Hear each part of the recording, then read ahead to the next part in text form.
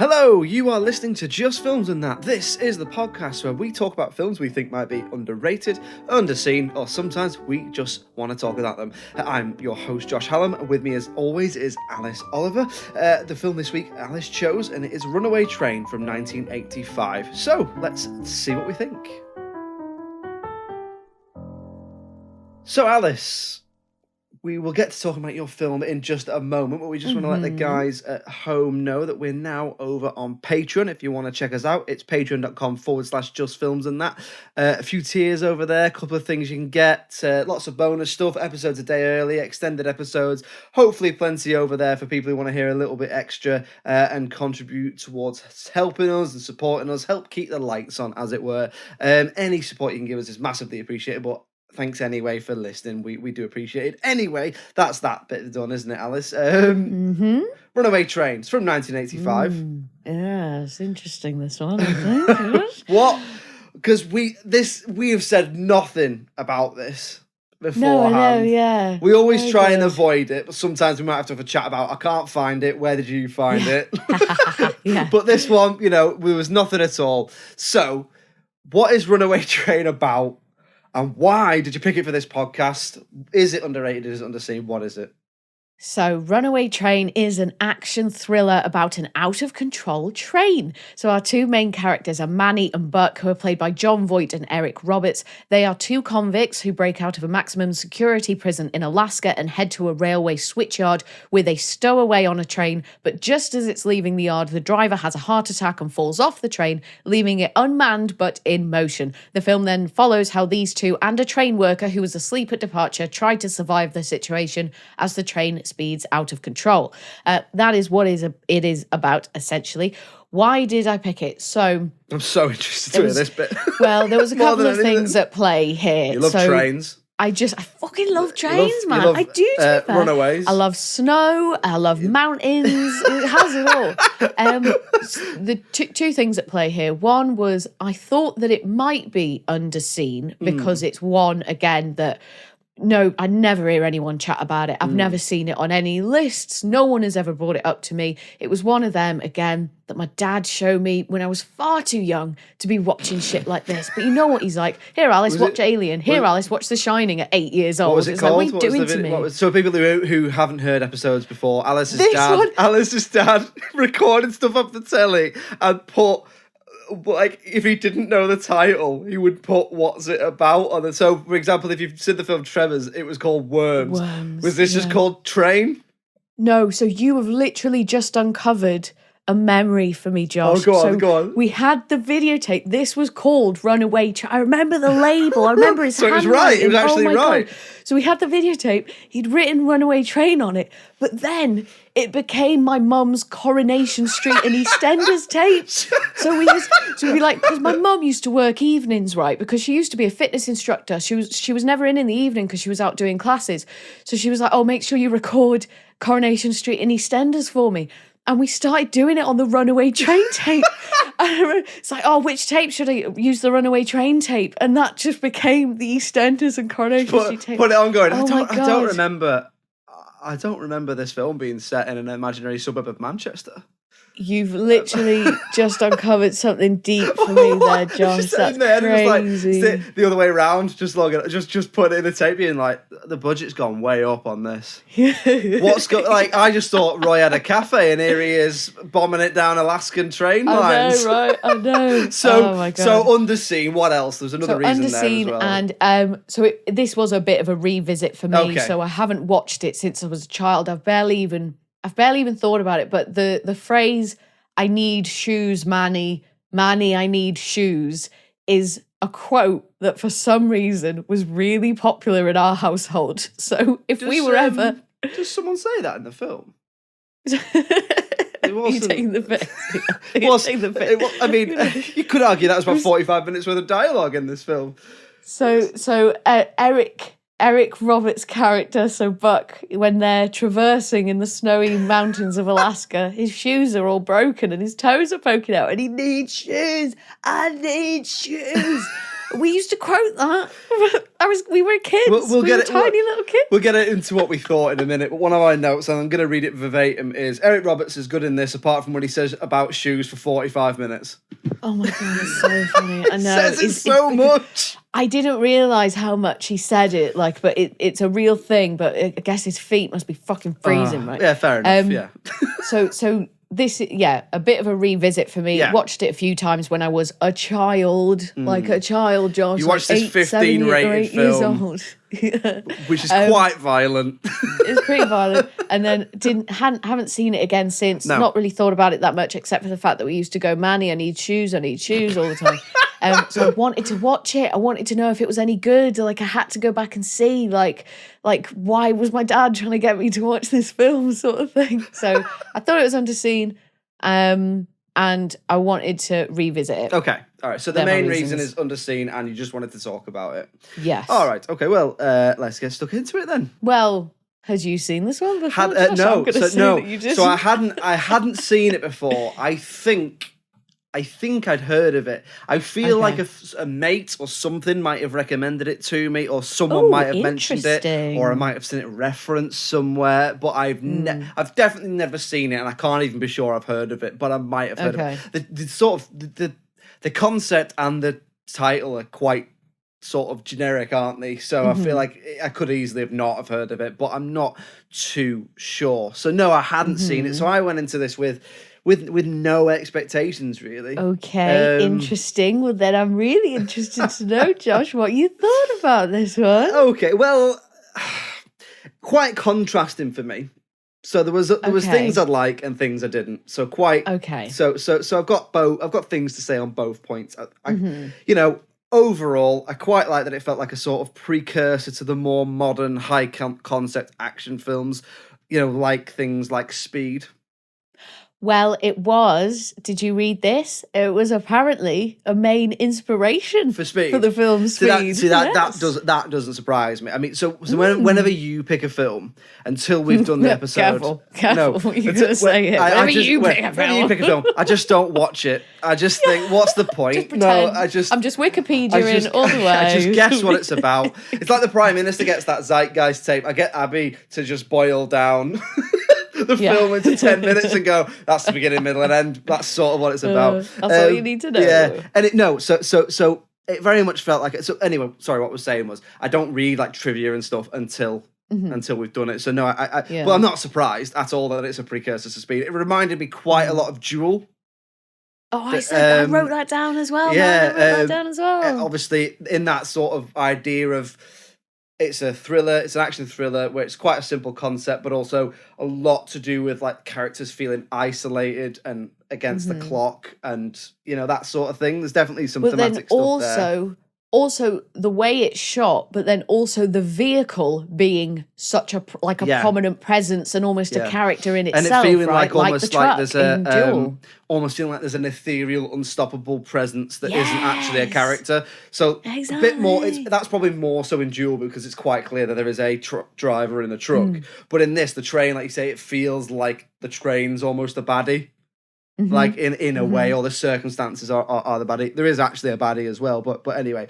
So overall, you know, there was lots I liked about it. It has that weird lucid feel of sort of 70s and 80s films where it feels that you feel a little bit disconnected, and it's sort of timeless, but it's also still grim and reflective of the time in some ways, a little bit like something like Taxi Driver, or Duel, which is another good. Do you know what I mean by that? It's sort of I do, yeah. So I really enjoyed the concept and some of the tension building. Thought it was a really good concept. It's a very solid concept. It's a very simple concept. You can see why this has influenced more modern action films and thrillers and stuff like that. Big train go fast. Big train go fast. Some really good tension building in this, which I thought was heightened by the look and feel of the film, which we'll come on to in a minute. The idea is, I don't think it's solely his, but I think he wrote the script. Am I right in thinking it's Akira Kurosawa?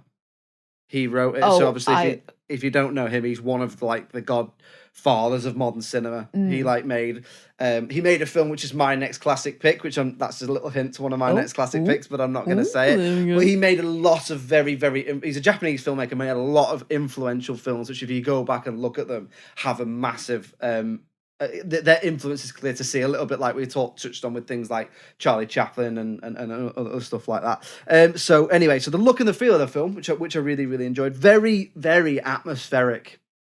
There's a lot of low rumbling music and atmospheric shots and lingering shots and slow zooms into characters reacting and stuff like that. All feels very era appropriate, which is what I meant earlier when I said it feels quite grim, but also sort of quite lucid. It's almost like bits of it feel like a bit like a weird dream.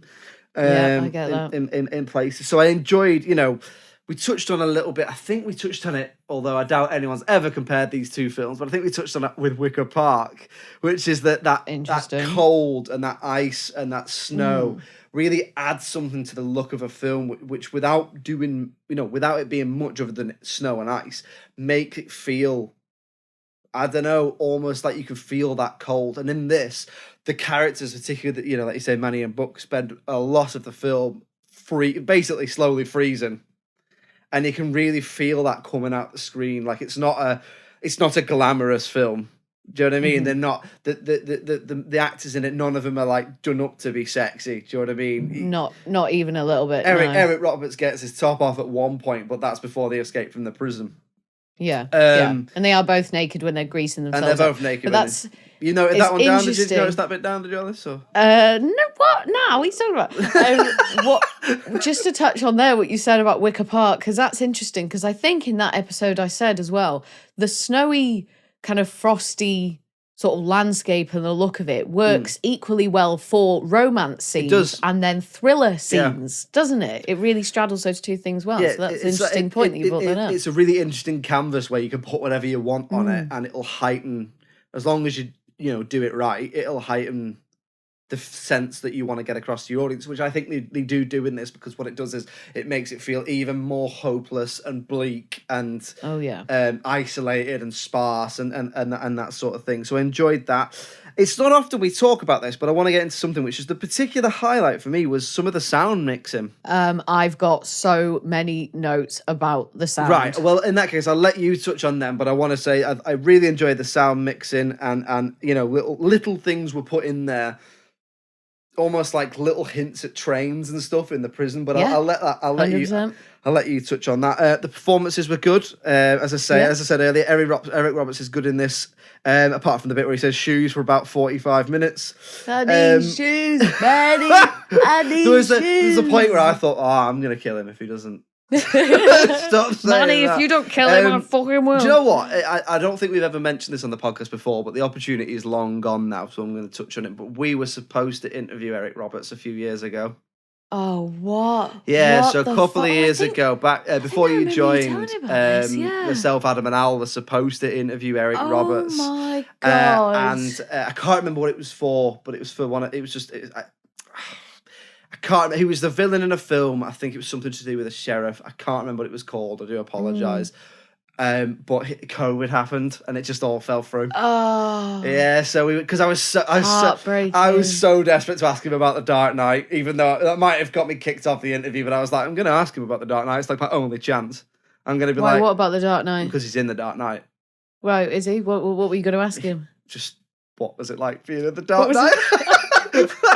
It was good, yeah. I hadn't thought it through on this because I assumed. I just want to bring it up. I assumed you'd go, don't ask me about the fucking Dark Knight. I'm sick of answering questions about the Dark Knight. All you interviewers all the same. Because he also plays the Master in Doctor Who as well, so I was tempted to ask him about that. But anyway, I thought he was really good in it. I felt like it actually really kicked in. A lot of the film, the strength of it is carried on the dynamic between the two characters of Manny and Buck. So it really kicked in for me when they got on the train. Oh, yeah. And there's that almost father-son or older brother, younger brother, mentor-mentee type relationship that they got between them. So I really like that. That's pretty much it for me. As I said, I did want to touch about the sound mixing, and I'm going to leave that to you now. So let's hear it then, Alice. So you picked it. Was it everything you dreamed of when you were a little girl, when you shouldn't have been watching Runaway Train, but you did watch Runaway Train? It was even more. Like, it's so much better than I thought it was going to be. Like, I really genuinely enjoyed it for so many different reasons. Like, it's not perfect, and there are definite sort of places where you could tell that some of the quality was lacking a little bit. But on the most part, I just loved it. I thought, like, in general, like, I think you'll get what I mean when I say this, because you sort of touched on it a bit there, but I just love the way that it felt, like the whole feel of the film. Like, it's so grim and so bleak. It's freezing cold. The landscape is hostile. The scenes in the prison make it out to just be such a damn awful place to be, with just heaps of police brutality. And there's not really any nice people in the film at all. So it's not glamorous in any way. There's no hero coming to save everyone, and there's no happy ending. And I quite like that about it. It's just not very Hollywood at all. But even though obviously our protagonists are criminals and they're not very likable people, like they say some pretty fucking rancid stuff, but you still engage with them and their story, and they're so compelling. And I think the film does a great job at keeping you hooked to them as characters, even though you don't necessarily like them that much. And I feel like that's a really interesting kind of way to play it. And it could have really gone wrong. And if you think, oh, well, these two guys are assholes, why do I give a shit? But there's something about them, and something about them being in this situation, and something about that story that I think doesn't make them out to be good guys, does it? Not at all. Doesn't try to, no. And I quite appreciate that. So the sound is my second point, like you touched on there. So when we're in the prison, and then as they're breaking out and all that stuff, when they're in the wilderness and that, so much of the diegetic sound has been designed to sound like a train. So when doors are opening and closing, there's steam coming out of a pipe at one point, and there's a few riots and like a boxing match going on in the prison and that, and there's dramatic wind sounds coming from outside. All of that has been designed to try and sound like a train, which I just thought was fascinating, and it was so dramatic. It's constant, isn't it? It's like a constant until you get on the train, and then you're actually hearing those sounds. So I thought that was really interesting. It was quite unpleasant at times, but like, it had such an impact, and it was just such an interesting technique. And it reminded me of two things. One of them being the whale song that features in The Heart of the Sea. So obviously they use whale song to sort of compose that music. So I thought that was interesting. And the other, and I can't remember if we've spoken to you, if I've spoken to you about Lost before, the TV show, Lost. But I love Lost. I know it's shit, but I love it, right? But in that, because they really use an actual broken plane as part of the set, to create a lot of the music and a lot of the sounds in the show, they used that plane to make the sound. So like, they'd be knocking bits of shrapnel together, or like moving bits within the plane and stuff. So it reminded me a little bit about that. And then in terms of the non-diegetic sound in this film, I thought that a lot of the score, it was really dramatic, but it reminded me more of sci-fi films of the era. Like, it felt a bit Blade Runner-y. Yes, it does feel a bit more Blade like Runner-y. that. Yeah, that's a good point, and that's not something I thought of. It does feel quite like something like Blade Runner. I thought that was interesting. So on the whole, it looks really dramatic. The whole thing looks dramatic. So from the moments in the prison to the scenes on the train, and then all the external shots in between, the landscape and the weather are so ominous, and then the train itself looks great as well, and just so uninviting. But the first time Manny sees the train, it's like the reveal of a beautiful woman in a rom-com, right? Because it slowly moves out of the steam to reveal itself. And Manny looks so utterly delighted when he sees it, like he knows that that's the train for him.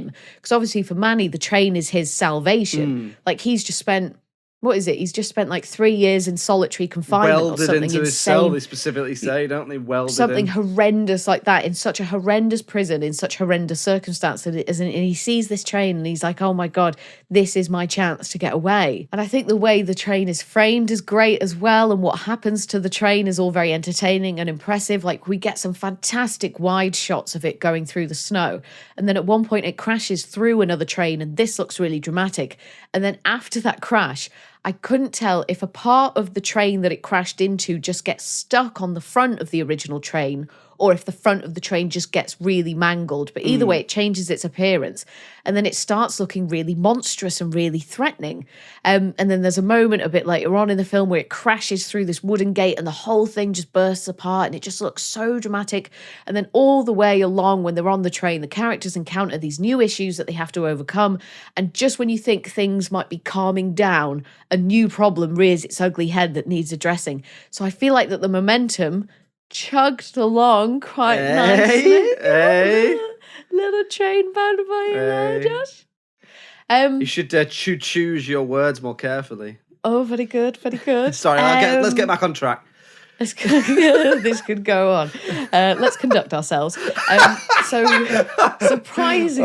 surprisingly, in amongst all this chaos and carnage and drama, there is a little bit of comedy. Yeah. So most of the comedic come from. So it looks like these guys who are trying to sort of control the train, they're in like a control room sort of thing. And they're a team that's trying to figure out how to stop the train and reduce the harm that it's causing as it goes. And their interactions with one another are quite amusing because they're all so stressed out and panicking, but they take like a lot of jabs at each other and they're sort of really horrible to each other. A lot of bickering, isn't there? There's a lot of bickering because they're so stressed out. Like there's no manners left in this room at all. And then I like the juxtaposition between them stressing out there, getting really, really sweaty, like they look awful, and then to our guys in the train who are basically frozen to death almost. Yeah, but yeah, you're right. Those little moments are what elevate it, and again, that's where you can see its influence modern blockbusters because you'll always have that. You'll always have some sort of comedic, even if it's just people being a bit quippy with each other. It's never all entirely serious, and if it is, it usually feels a bit too dour or a bit too cheesy to sort of draw you in enough. But anyway, what else? What else? So just one more thing, but I love the ending. I love that it isn't all neatly wrapped up. So you see Manny on the front of the train, which obviously we've been told is going to be intentionally derailed. And then you've got Buck and the train worker, Sarah. So on IMDb, it says her name's Sarah, but I don't recall hearing her name at all. Like, I feel like they didn't introduce themselves to each other, but she's called Sarah. That's the character's name. Rebecca De Mornay's character, isn't it? Yes, that's the one. So they're obviously back in the second carriage, but then the carriage is split. So then you've got the front carriage that goes off and the second carriage starts to slow down. And you don't get, like, there's no death notice for Manny. You don't see Buck get arrested and sent back to prison. It's kind of, it just happens. Like, I feel like in another film, you'd see like a fucking newspaper clipping that says, oh, prisoner convict dies in, horrific train crash or something. Do you know what I mean? And there's none of that. Like he just goes off into the bleak whiteness because the snow is just horrendously coming down, and that's it. And it ends. With a Shakespeare quote. Yeah, it is, isn't it? What was I can't remember what the quote is, but it's from Richard III. That was a bit weird, it's I thought. From Richard III. It was odd, that. It's very, that's almost art house film, isn't it? It is a little bit. The way it is. But which again, that's Kurosawa, is very influential, so you can't even say it's sort of hacky because he's sort of probably one of the guys behind all those sorts of tropes in films and stuff. So, but yeah, overall, like, I was really impressed, and it's so much more. It was so much better than I thought. Okay. Like, I just wasn't expecting to feel this way about it, but I was pretty into it, Okay, then let's move on to things that we perhaps didn't like about the film or that we changed about the film. Alice, I feel like you might have something, though. I think you did like it, but you sort of alluded, you hinted, you dropped me a little hint there, you teased me that there might be a couple of bits you didn't like. So let's hear them then. What didn't you like? So, yes, there are just a couple of things. Neither of them are huge offenders, I would say, and really ruined my enjoyment of the film. But the bloody main characters are offenders, I'll tell you that, because they're in prison. Hey, great stuff. Anyway, go on. Great stuff. Great. This is why you're here, listeners. So some of it feels quite low budget, and I wonder if you know what I mean there. The budget was about 9 million, I think, 7 to 9 million. But like some of the script, some of the performances, especially from the more side characters, and how some of the scenes were shot and some of the visual effects, like overusing the slow-mos and the zooms, all this felt like it was being impacted by a smaller budget. It was almost like, oh, we can't reshoot this. Oh, we can't get in the best actor. Oh, we can't use the best visual effects because we just don't have the money. We'll have to make do, sort of thing. That's what some of it felt like. And I don't know if they just were if they were intended decisions, if it's how they wanted the film to come across, or if it was because of the budget. But I just felt like some parts of it weren't as brilliantly executed as perhaps they could have been. Do you know what I mean by that? Yeah, yes, I do. Yeah, I do. I know what you mean. And I wonder if it's an attempt to, because I wonder if it's an attempt to try and make an action thriller that also feels like a character piece as well, or a piece about, you know, what people will do to find salvation, or what people will do to get freedom, that sort of thing. So perhaps it's a little bit undecided there. Is it an action thriller, or is it actually more of a piece around that? And I know what you mean. There are bits, and I'll come on to it in my bit around what I didn't like. But there are some real jarring contrasts that don't feel like they quite marry up in some of the stylistic choices and some of what's actually going on in the film. And I think some of it is an issue with the film, and I wonder if some of it is an issue with actually how we watch films now, because of all we can do nowadays, all that can be done nowadays with stunts and CGI and all that sort of stuff. We're a bit spoiled.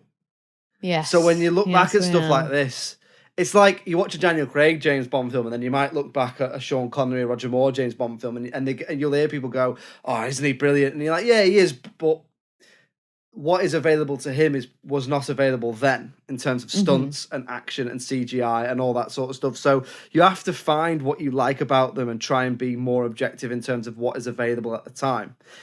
Do you know what I mean? It's like, this is probably a silly comparison, but it's like when people will try and compare a footballer from 50 years ago to a footballer now. Well, and you're like, well, you know, absolutely. An average Premier League striker these days would probably piss all over a defender from 50 years ago because they're just so much fitter. You know, but anyway, we're not talking about that. But you know what I mean? That the idea. We're not talking about fit footballers. I know you want it, Jeff, but not they're all so fit. But you know what I mean. That it's that idea of trying to separate yourself from. Yeah, but that wasn't possible now. Whereas, you know, a decent action film now could do this. You know, pretty much with CGI. Whereas they were clearly using what was available to them. But I know what you mean. There's definitely elements of like, there's some choices with the acting as well, where you're sort of thinking, is this an action thriller blockbuster, or is it a bit of a B movie? Yes, because sometimes Eric Roberts was maybe a little bit too much. Well, I'll come on to that. Have you got... Okay, I'll just say my other thing then, because there's literally only one other thing that I had physically written down, but I'm sure we'll get into a deeper discussion about dislikes. So I really don't love the fact that the main catalyst for the events of the film are that the driver of the train just so happens to have a heart attack and fall off the train. Like, it felt so convenient. And I think there was potential there to come up with something perhaps just a little more sophisticated to explain how Manny and Buck got themselves into that situation.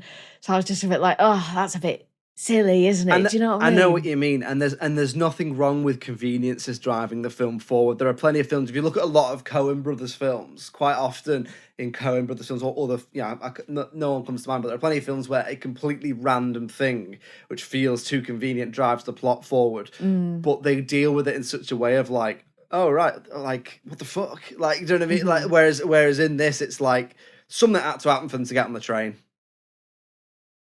It couldn't just be that they got on the train, took the driver hostage, and then made him stop and get off.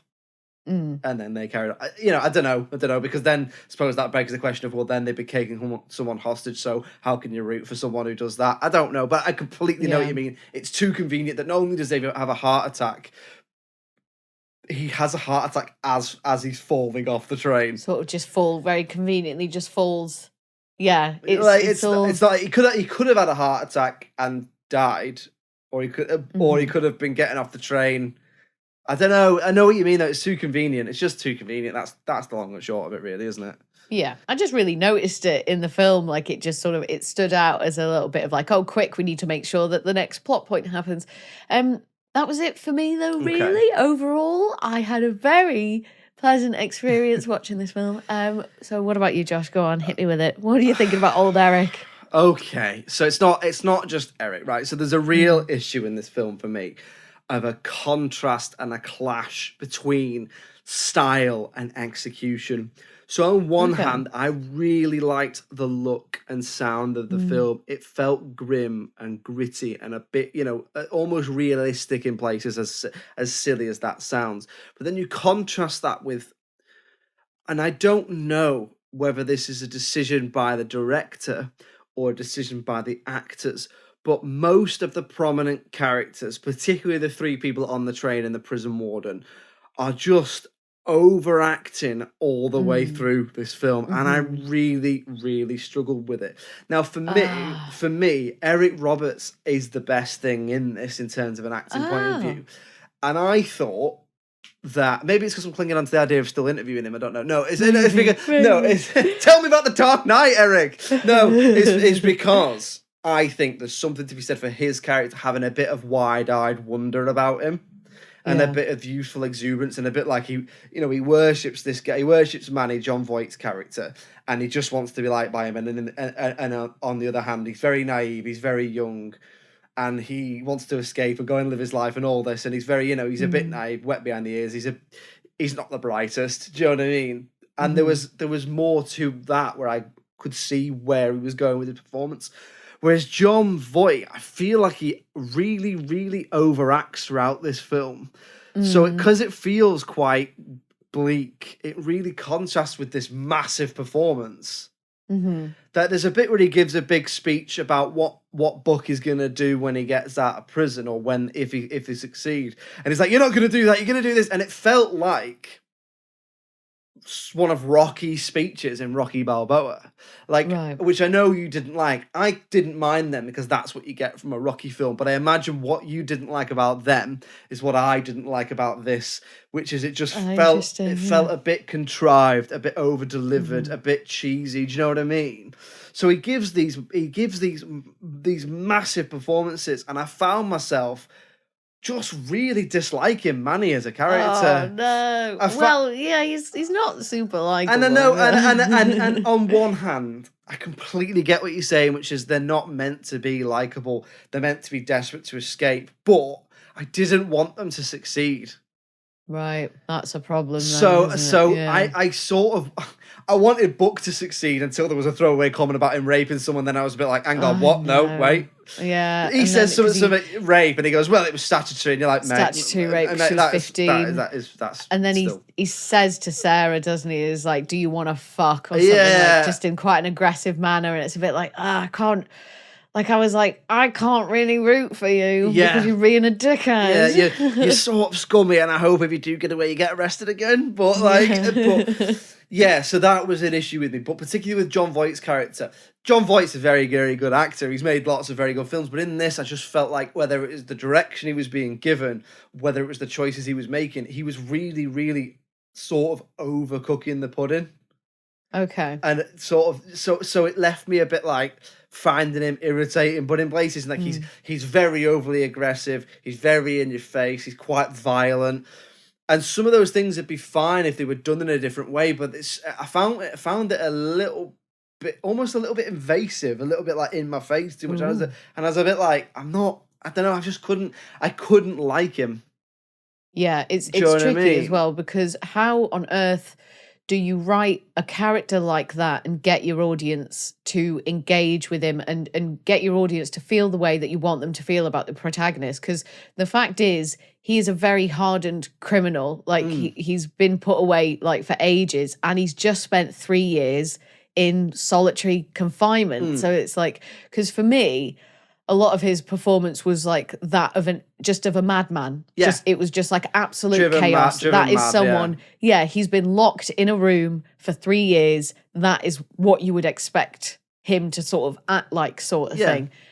So in that regard, I could digest it perhaps a little bit easier than you could. But I did note sort of all the way through, I was like, these are not good guys. No. And there's nothing really good about them. Yeah. So then it's like, and it didn't affect me too much because I just really like the film on the whole. But I'm like, a lot of the time, you've got to have something redeeming about your main man, haven't you? Like, because then it's like, well, why am I watching? Why do I care? Why do I want you to succeed? And then that leads me on to the other side of things, which is there should be more. I think you could have got around that if you had a little bit more exposition at the beginning. Or you have exposition, which is that he's in the cell and he's been in solitary for 3 years.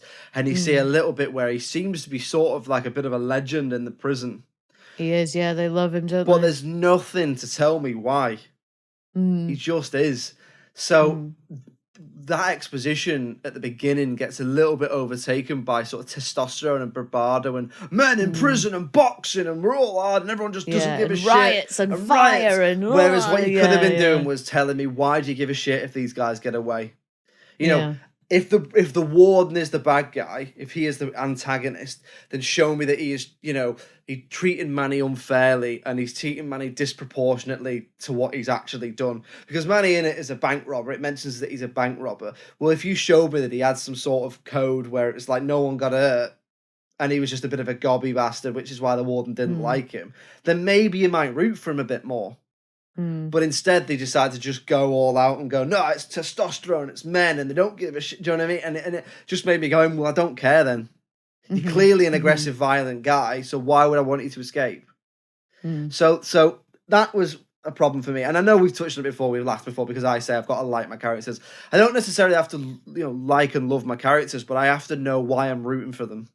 Yeah. And in this, I sort of just didn't. And then the overacting thing just started to bug me, particularly with John Voight's character and particularly with Rebecca De Mornay's character as well, because, and I'm not, maybe they were going for the more realistic angle because they are absolutely hysterical for a large portion of this film, and it left me feeling a little bit irritated.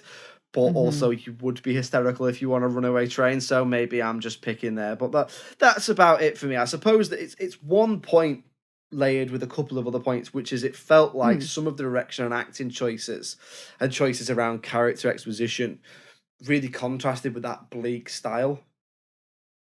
So it left me a bit sort of like, not really bothered if they get away or whatever. But, you know, that's about it for me on the dislikes. That's about it. Those were pretty major things, John. It's okay. I totally understand where you're coming from. Okay, then we'll move on to talking about the critical reception. Shortly after, Alice, much like a runaway train, you're going to take us on a journey, except this one will hopefully have a stopping off point. Oh, very good, very good. I like what you did there. Yes, indeed, it is the return of Alice Down the Rabbit Hole for this segment that I'm going to call Alice Down the Rabbit Hole. So, for this edition of Alice Down the Rabbit Hole, we're going to start off talking about Rebecca De Mornay, who plays Sarah, the sleeping train worker. Rebecca was born in California in 1959 and is the daughter of Wally George, a radio and TV presenter who had a talk show that lasted 20 years where he discussed his extreme right-wing views, insulting guests and audience members who disagreed with him. After the death of her stepfather, Rebecca came to live in Suffolk here in England before heading over to Germany, where she had a bit of a music career. Upon returning to the States in the 80s, Rebecca embarked into the world of film and TV as an actor and producer, and went on to star in some familiar titles such as Risky Business, Wedding Crashers, and Lords of Dogtown. She was also asked to appear in a music video for a Starship song called Sarah. Now, was this due to her role in Runaway Train? Who can say? But it was the only music video she was ever in, so it's a solid maybe from us. And if you're into your seriously cheesy, quintessentially 80s music videos, then by golly, you need to set your eyes on this video, which is absolutely delightful. And that was Alice Down the Rabbit Hole. Oh, there we go. Another fantastic rabbit hole. I forgot she was in Lords of Dogtown. I just see that and I was I feel like she's the main character's mum. I feel like when Drew came on, we mentioned what a good performance she gave. But I can't remember because that was a long time ago. Anyway, let's move on to talking about the critical reception then. So I haven't seen the critical reception. Obviously you have. So before we go into it, what would you give it? So you said underseen though. What that was the main reason was underseen. So I'm guessing it is underseen. I'm guessing you don't think it's underrated then. I don't think it's underrated. Okay. No, it did all right. Right. Okay. It did all right. I would give it. You know what? I think part of the problem with this for me is Josh is I think I wanted to like it. Yeah. Because it makes me feel closer to my dad and his weird videotapes. Rog. Right. That sounded bad. My dad's weird videotapes. Tell us about your dad's weird videotapes. My dad's weird videotapes. For the tape. We've always labelled the wrong thing. For the tape, Alice is nodding. So I think I wanted to like it. But it means I did like it. I would easily give this a high 7. Nostalgia is such a strong motivator, isn't it? It is. It really is. So what would you give this, Josh, and what do you think it got? If you think it's not underrated, I reckon we're probably looking at a 7, around the 7s. I'd give it probably 4 or 5. Out of 10, I'll be kind and say a 5 because the look was brilliant and there was some some redeeming things I liked about it, but I wouldn't be in a hurry to watch it again, and I do think there are issues with it. But that's the whole thing, right? That's the whole thing of this podcast is there's plenty of times where we don't like the other choices and loads of times, and we take it very personally. Sometimes I don't even like my own choices. To be fair, there's ones I picked up and like, how the fuck did I like this when I was shit, what did I do? Yeah. But anyway, so let's have a look then. Let's have a look. Is it underrated? Is it underseen? Let's hear the ratings. Rightio. So over on IMDb at the time of recording, it gets a 7.2. Then over on Rotten Tomatoes, the audience give it 76%, and then the critics give it 83%. So some of the reasons why I thought it was underseen. So I read a bit about what people had written about this film. So someone wrote that it was a hit with the critics, but that it never found its audience. I saw someone else wrote that they thought it was the most underrated film of the 80s, which I thought was interesting.